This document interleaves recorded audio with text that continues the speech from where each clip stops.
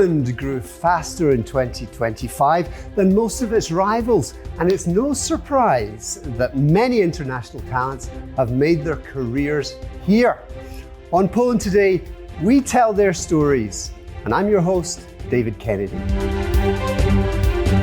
Now today our guest is Philip Poynton, the founder of Team Co and Friends, a non-profit organisation who moved to Lublin from the UK as a 13-year-old and is now, apart from his charity role, is also a Salesforce recruiter.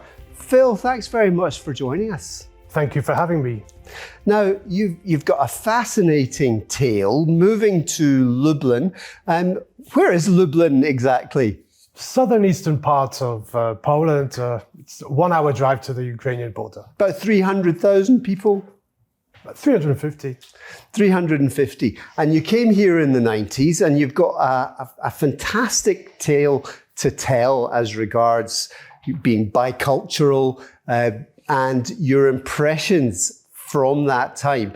But I want, first of all, to go into the meat and the potatoes exactly, because working in the software space, you're a bit of an AI expert.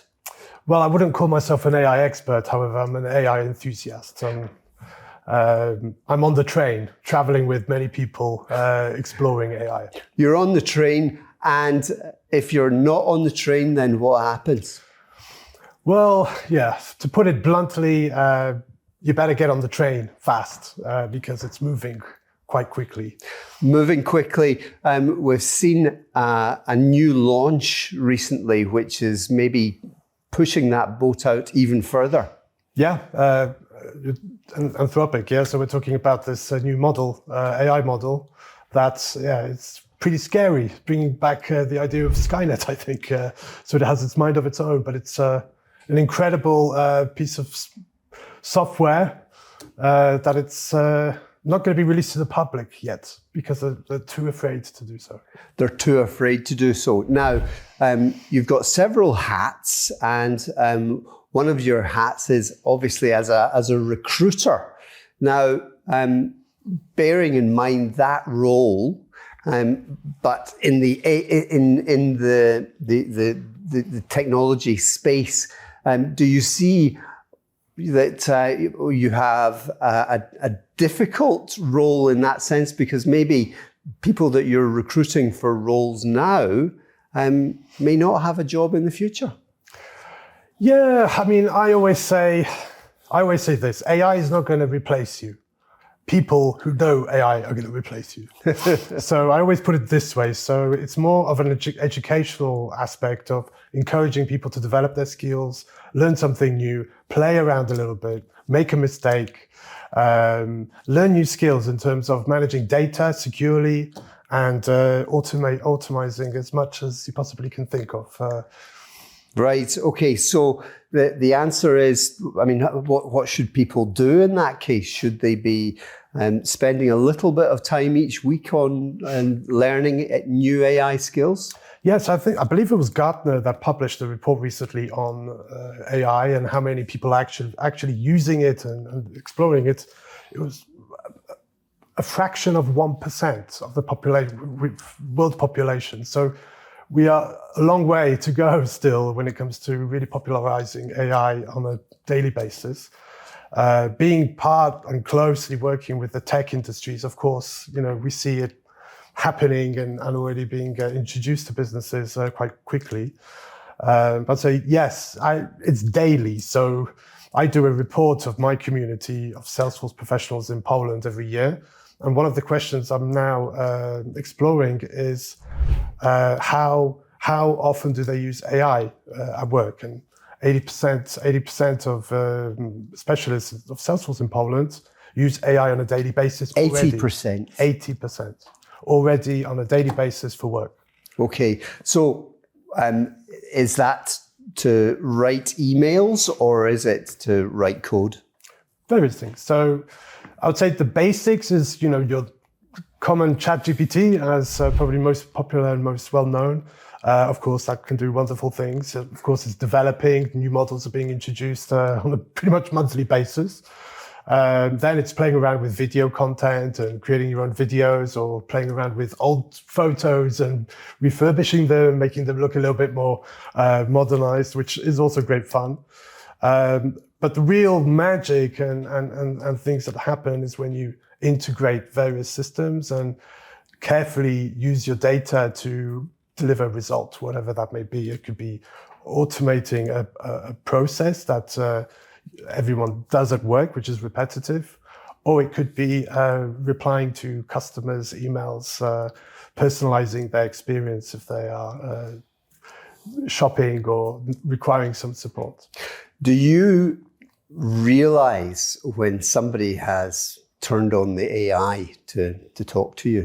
I mean, I'll tell you that I find it very often very irritating. Of course, yes. I think all the common, let's say, mobile brands, right? They already have some AI bots servicing you, which is it's phenomenal. It does its job very well. I believe it's going to be more and more of it. However, there's this very interesting field which is developing very fastly now with the agentic development, is conversational design. And it's fascinating. What exactly is that then?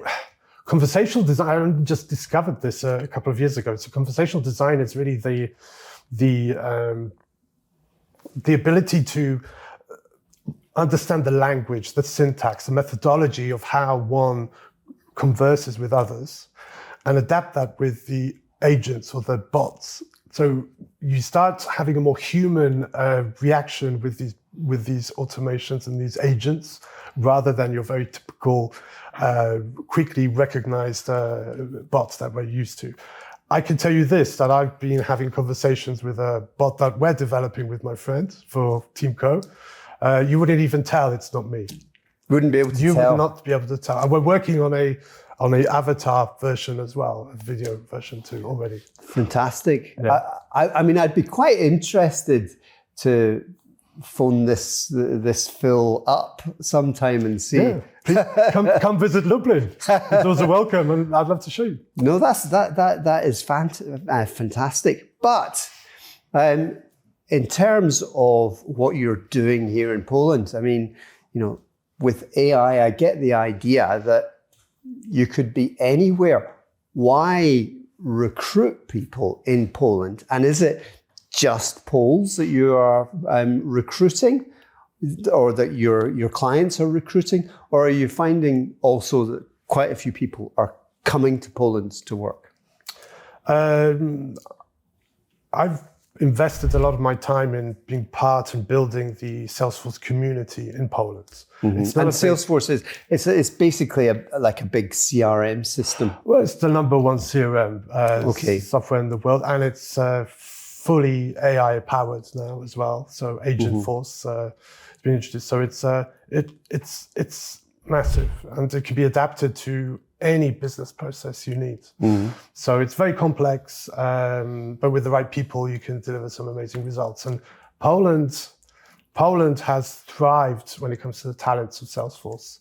Over the last 10, 15 years, Poles are being recognized as some of the top talents in Europe. One interesting thing that I've read recently is that Polish as a language is actually very good for coding and for programming, because it's very, very precise. It has a structure, etc.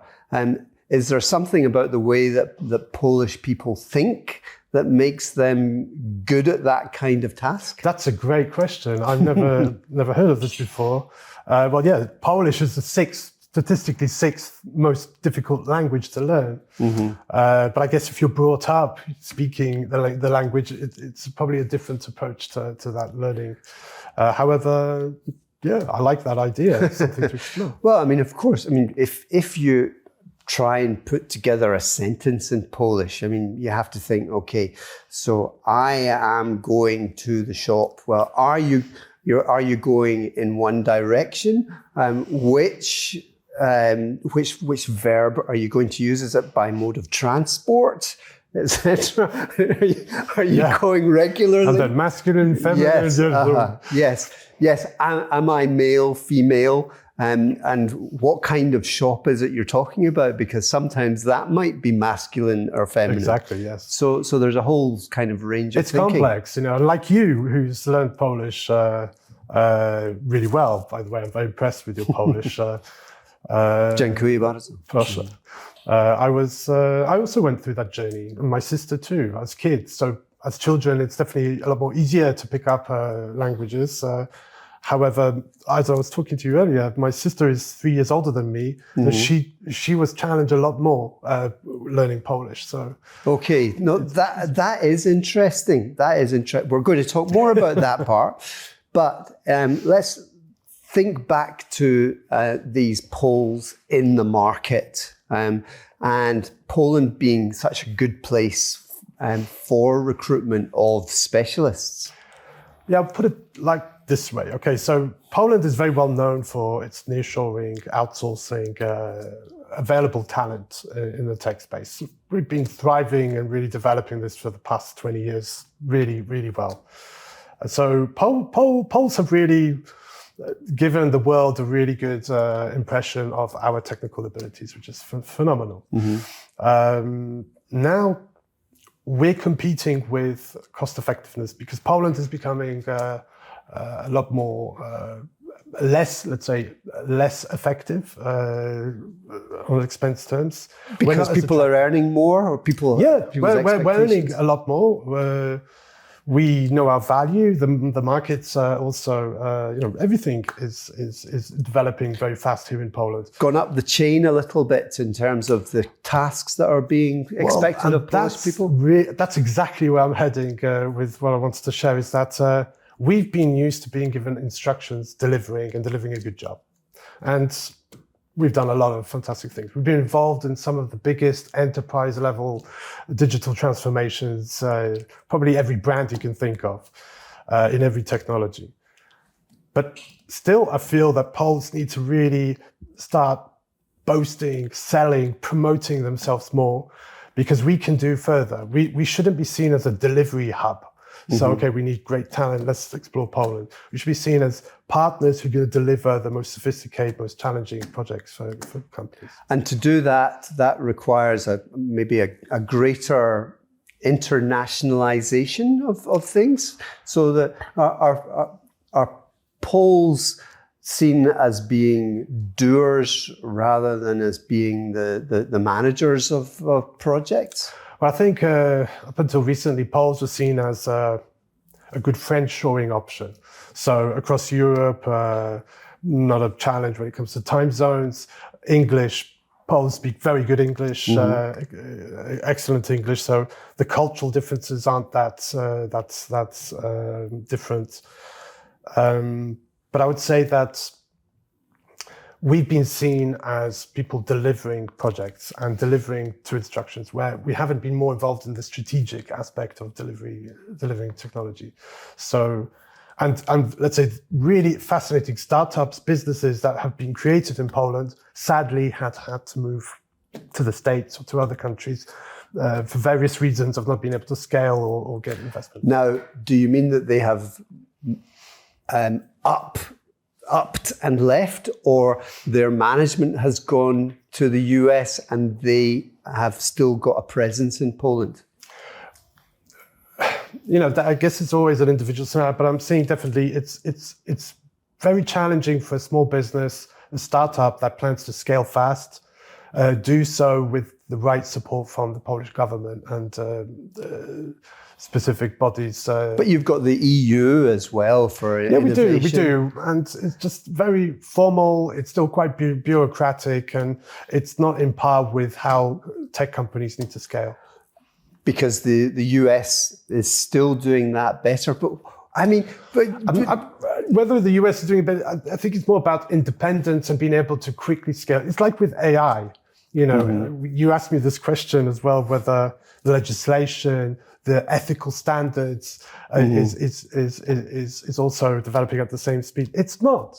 quite frankly, it's out probably of control. It's non-existent. Is it out of control? It's non-existent. So, that's the scary thing is, how and who is regulating these massive tech firms in terms of AI. And they're all fighting for super intelligence, right? Yes. And the question is, because there are Polish developers in AI, people who are developing applications that will work with AI, but are the rewards going to be for Polish companies, or will it be the crumbs from the rich man's table of the US, for example, or China, or goodness knows where? Again, coming back to that statement before, is that we've always been seen predominantly as delivering great results. Yes. However, not branded as the people behind delivering such results. What is it they call it with products? White label. White label, yeah. And that's where Poland I is, think so, yeah. in terms of soft drinks and in terms of washing powder. Everything in terms of tech, especially. And I think this is where Poland needs to step up and start building their own brand. Mm-hmm. And who's going to do that? We all are. We all have to. That's why I do so much and dedicate a lot of my efforts into my little bit of niche technology. All right. Now, we are talking to an international audience, but also people who are invested in Poland as well, right? What would be your message in terms of building a brand which is proudly Polish? I would say, pretty much, I've thought this through myself. When creating a business, you want to think of values, you want to think of a purpose, and then build tribes of people who think likely and who see the common aim, mission, and it becomes a different organization. And I'm not talking about a teal organization. It's more a teal what's it? Do you mean like Peter Thiel or teal, like no management structure, no hierarchy. Everyone does their own thing and it's moving in the right direction. Probably the worst definition of the teal organization. But what I'm saying is, when you're working with a team of people who have a common purpose and are driven by the similar things, but they're experts in different areas which are all needed to run a business, then it becomes an amazing mission and not a job, not a company, not a business. Yeah, but going from the comfy chairs and hammocks in the office and feel good for the people. Absolutely. Yeah, but are customers still buying that kind of thing? That was Google 10 years ago or 15 years ago. What really counts in terms of building that brand and what Poland can do? The value, the seniority, the complexity of projects that we can deliver. And now, when we're moving into the era of AI, it's all about data strategies, security, creating specific guardrails for data to be controlled by AI, because it's a very scary thing when you release an AI solution that has access to too much information. We've seen a lot of examples of that already. People breaking into company networks through bots online. Okay, so too much information online. Well, I'm afraid in part 2, I'm going to ask you a few more questions about your story. And so there'll be more information online about you. But you came here in 1993 as a 13-year-old. Your mum was Polish, your dad was English. Yep. Yeah. And you were landed in school in Poland, speaking a bit of Polish, but how did you feel? 1993, yeah, leaving which town in England? It's not so easy to say because my father was an expat. Okay, and so you were abroad. We were abroad for 3 years across Saudi Arabia and Oman. All and right. Then Okay. we came for a holiday to Lublin, to my mother's hometown. And what can I say? The Poyntons love long holidays. We're still enjoying the holiday. But coming to Lublin in 1993. Now, I was in Lublin in 1993. I was actually in Lublin in 1988 as a tourist. And you could see that it was a beautiful historic city, but there were parts even of what is now a beautiful old town that were like no-go areas. Yeah. How did you feel as a 13-year-old, wise kid who'd been abroad, etc., coming to Poland? Well, I was very well accepted. I remember without probably even speaking Polish or writing Polish, I was already doing a little school newspaper in primary school because I just really I built a nice little network of friends who we thought we would share some interesting things at school. But I was very welcomed. And at the time, what can I say? I was a boy with a Gameboy, and everyone loved it. I remember queues of kids at breaks at school lining up to play the Gameboy.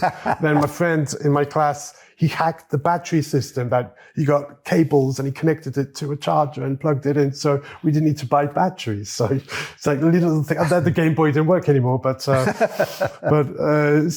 these little things as a kid at that age, I remember, and of course learned the challenges with the communication, wanting to express myself, but not being able to fully express myself how I would like to. Building a little bit of a complex inside, for sure. But taken as a Pole or taken as this strange foreigner? Well, I can only really share my experience, my observation. Others would have to share theirs, and I'm sure it would be mixed. I was used to it. I was, since the age of 8, every year I would change a school, change a home, change a country. So in a way, when I was a teenager, I was a bit, rebellious and angry, and I was giving my parents a hard time that they kind of broke me, and I've probably got a lot of problems now because of this lack of stability and so forth, and not being able to have long-term relationships, etc. But actually, now looking back to it, I'm so grateful for that, because thanks to that experience, I adapt quickly, and for working as a recruiter, it's probably the best, most fundamental skill you could have, is to quickly adapt to different people, different cultures, different opinions, different roles. In a way, I recently looked at it from a different angle, and So you're a little bit like me in that sense, that you're a kind of a serial immigrant, because we moved around a little bit when I was a kid, and then I went back to Scotland, and then went from Scotland to London, and then over here. And so somebody who has been a newcomer several times maybe adapts better in that way. Mm-hmm. Yeah, but your mind's also broadened. You've met so many different people on your way, cultures, the good, the bad. So quite honestly, you've developed yourself in many ways you probably don't even appreciate. Very true, very true. I'll consider that in various ways of how lucky I am. How lucky you are. But in terms of Poland in those days, now you then stayed here, you did your schooling in Poland, but you then left in what year, and then came back again? Yeah, so I was at uni. It was a college. It was a teacher training college. So I was learning methodology, syntax, all the stuff you need to be a conversational designer nowadays, which was fascinating. What's a conversation in AI? I think so. If I were 20 years younger, what I did, and I'm not proud of myself. So whilst I was at college, during the summer, I would go to England and work in a pub, in a restaurant, in a hotel, make a bit of money, come back, and just very typical. Following the European Union, a lot of Poles also were doing that. Mm-hmm. So that was about that time, yeah. That was 2004 or something. 2005. 2003 is when I started. And then 2005, one summer, I just decided not to come back to uni. I'm just going to take a year off. Okay. And then the year later, I came back and I just decided that I don't really think it's for me finishing. Poland isn't for you. Well, uni wasn't for you. Uni wasn't for me. And, I didn't feel a passion. I don't want to be a teacher like all my whole family, basically. So, bit of the odd one out. I wanted to do something different. And not proud of it, but I sold my dissertation to buy a one-way ticket to London. Okay. And then you came back to Poland 2015? Yes, and then 10 years in London. That's where I, by chance, began my career as a recruiter. And 10 years later, my wife and I, we were living together for 4 years in Watford, just north of London. A Polish woman? Yeah, from Lublin as well. Okay, right. She was working for an international bank in Watford, so we moved to Watford. And after 4 years, our first daughter came along, and we made a very simple, quick, and easy decision. We're not going to raise our family in London away from the grandparents, from the great-grandparents. So right, so you would have the structure here in Poland. Exactly. Now, in terms of the changes that you have seen since you've been in Poland, if you were to think of maybe 1 year or one particular turning point for Poland over that time, what would that turning point be? Some people have said, on the grand scale, joining NATO or joining the EU. What would be your answer? Without a doubt, it's joining the EU. Mm-hmm. And the immigration or the migrating of Poles to work in Western Europe, especially UK, Germany, Netherlands. And the opportunities it gave to us, really, to make a living. And it made a difference for those people, but it made a difference to Poland as well. In what way? Because they came back? Yeah, Poles are very well known for being good with managing finances. So, a lot of the money was coming back home, invested in family homes. And are you finding that a lot of the people that you knew in London are now back here with those skills? I'm seeing a lot coming back, yeah. Actually, in the niche market that I work in, sometimes salaries are higher in Poland than in London. On top of that, on top of the cost of living as well, which is extremely high. So it's just, it's depending on the niche, but opportunities are available here in Poland. I mean, since post-COVID time, we can work anywhere now. If you're an expert in any field, you're not restricted to any geographical location. And people prefer, because of that family infrastructure, or is there something else about life in Poland now which brings people back? Again, maybe from my own perspective, after London, 10 years, which I love London to bits, and I always... Even though there's Watford. I mean, come on. I mean, 4 years in Watford, 6 years in London. All right, okay. East London as well, to be specific, Shoreditch and... Pretty cool, yeah. Moving back to Lublin, small, total different lifestyle. And I remember my catchphrase when I came back was, Lublin is my new London, and I was using that all the time. Lublin's your new London. It's where I feel best, and where I want to live the rest of my life. Okay, and now in terms of a place now for people doing business, etc., what is it that Lublin has? Well, Lublin is known to be an academic city, 9 universities in a small city of 350,000. Basically, the recent statistics, if I'm correct, if you were to walk the streets, 1 in 7 people is a student. 1 in 7? So if you put it into that context, it's young, it's vibrant, it's very cultural, there's a lot of events. But then there's a lot of historical, rich history related to Lublin. Literature. Ivan Bashevis Singer wrote about Lublin. There's plenty to explore in Lublin, and there's so many events. I've got to say one thing about really Lublin that I'm proud of.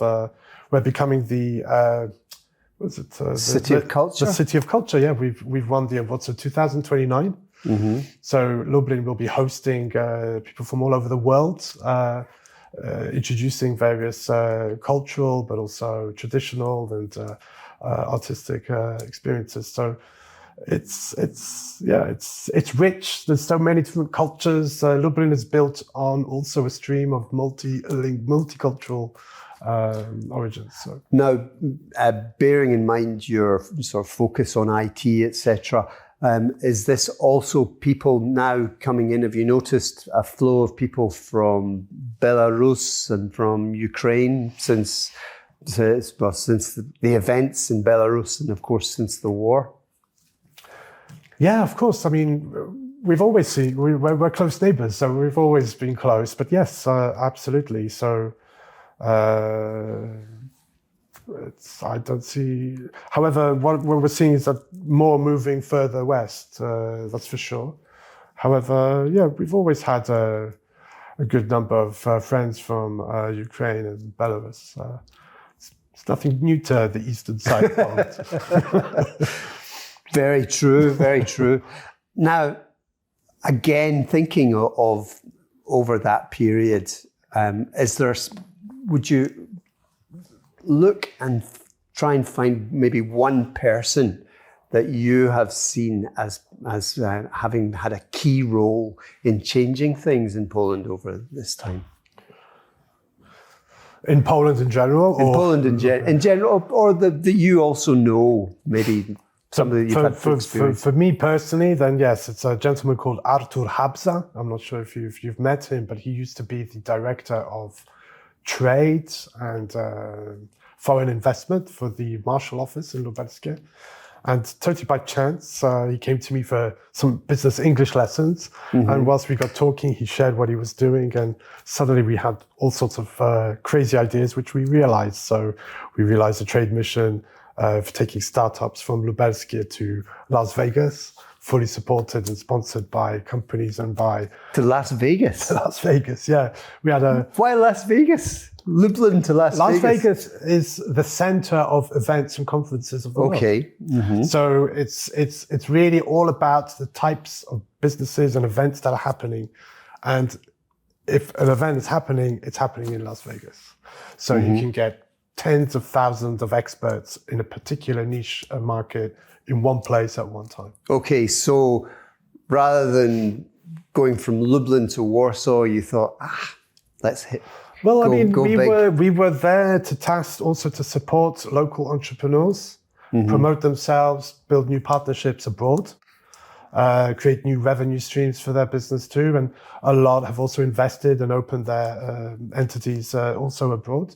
So it was a time, this was 2017, 2008, 19. A lot was happening in not just the States, but we also did in the Institute of Directors in London. We held a whole event promoting Lubelskie. Welcomed over 3,000 directors from different businesses across the UK.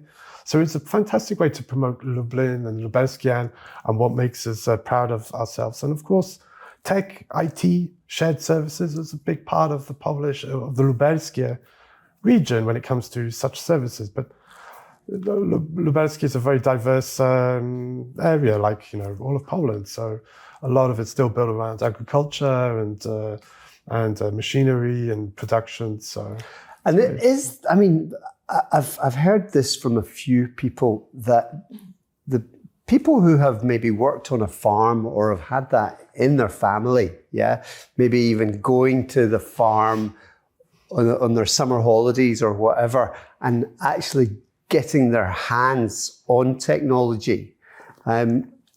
There's a transfer of that knowledge into other parts of technology. Is that something that you see in Lublin? No, I think I see that many places. But yeah, I believe you're right. Very hands-on, very practical approach. I would even say, enjoy breaking things and then building them back and putting them back together. Like your Gameboy in the typical engine. Yeah, well, like the Gameboy and the batteries I mentioned earlier, right? So let's crack. Batteries are expensive. We can't afford them. So a quick solution. So, and I think that's also a really cool thing. Also talking about, let's say, specific technical programming skills. I believe it was Bill Gates who mentioned that he likes to hire lazy developers because they get things done quicker and the easy way. And I think Poles also are like that. Okay. In a way that they're practical, they work smart, not hard. However, they're also very thorough, very, I would say very well documented, architected solutions. But they definitely want to get things done faster and better, more efficiently. And finally, a prediction. Okay, your vision of the future for Poland and for, I suppose, maybe in your specialist field. What do you see as something that will happen in the future? Maybe we'll be welcoming fellow Brits to work in Poland in the next 5-10 years, and they'll be more than welcome to come. But I see Poland no longer being seen as a hub of delivery and just talent. I see Poland being the center of delivering complex tech solutions and where things are going to really matter. Fantastic. Now, just to give you a little plug at the end, you've got a report coming out next month, it is? Yes, end of May, 27th to be exact. What's it called? It's the Salesforce Ecosystem Report, and it's based on an anonymous survey where our foundation, our charity, we invite trailblazers, so Salesforce professionals from Poland, to complete an anonymous survey.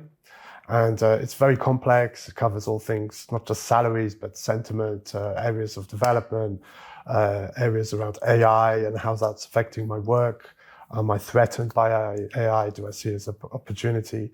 But also touching in other things, which I'm really proud that we did first time in this year's edition, is exploring neurodiversity as well. Okay. In the IT space, in particular the Salesforce community. So over 23% claim to have be of some form of neurodiverse individual. So there's a correlation between IT skills and neurodiversity. Yeah, we've always knew it, but never before have we had hard data for the Salesforce skills. So I'm very proud of this. So we do a lot of work on it, and we've been publishing it on the 27th of May on the website of Teamco in France. Well, that sounds fascinating. Phil, after all these years of knowing that you were around there, maybe I'm just too lazy to have been to Lublin and actually shaking your hand, but it's very nice to meet you today. Thank you so much for inviting me to come. Thank you for watching. And you enjoyed yourself? Yeah, of course I have. Beautiful place. That's fascinating and loved you being here. That's all we have time for the moment, but I think you can agree it's been a very interesting chat with Phil Poynton. Thank you very much.